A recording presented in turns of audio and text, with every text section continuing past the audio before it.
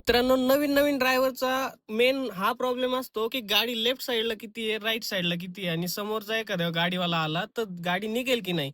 यासाठी सर्वात उत्तम मी तुम्हाला पर्याय सांगतो. गाडीची जी विंडशील्ड आहे ना, ती आपण 2 पार्टमध्ये विभागायची आहे आणि त्यानंतर आहे ना, एक छोटंसं इथे समजा मिडलला आपलं मूर्तीच्या मध्ये आहे ना, एक सेंटर येतो किंवा बॅकला जर बघितलं तर इथे अशा प्रकारे सेंटर पाहायचं आहे आणि त्या सेंटरला अलाईन कुठली गाडी, आता समजा आपल्याला फ्रंटला ती गाडी समोर आपल्याला काढायची, तर ते कसं आपण हे करणार आहे. तर हे जे सेंटर पाहिलं ना, ते आता आपलं अलाईन होतंय गाडीच्या आतमध्ये. तेच आपल्याला फक्त जे काही बाहेर काढायचंय.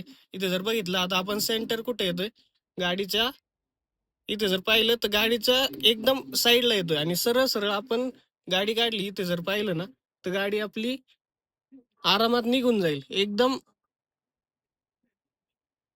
जवळच्या याच्याने गाडी निघून जाईल आणि तेच आपण राईट साईड साठी पण इम्प्लिमेंट करू शकतो. राईटला जर इथं पाहिलं ना, तर हा पिलर म्हणजे हे करायचंय, एक पॉईंट ठेवायचा आणि त्यानुसार तुम्ही जर ऍडजस्ट केलं आणि रेग्युलर गाडी चालवली, आठवडा 2 आठवडे प्रॅक्टिस केली, तर एकदम प्रो ड्रायव्हर व्हाल. त्याचं काही अडचण नाहीये.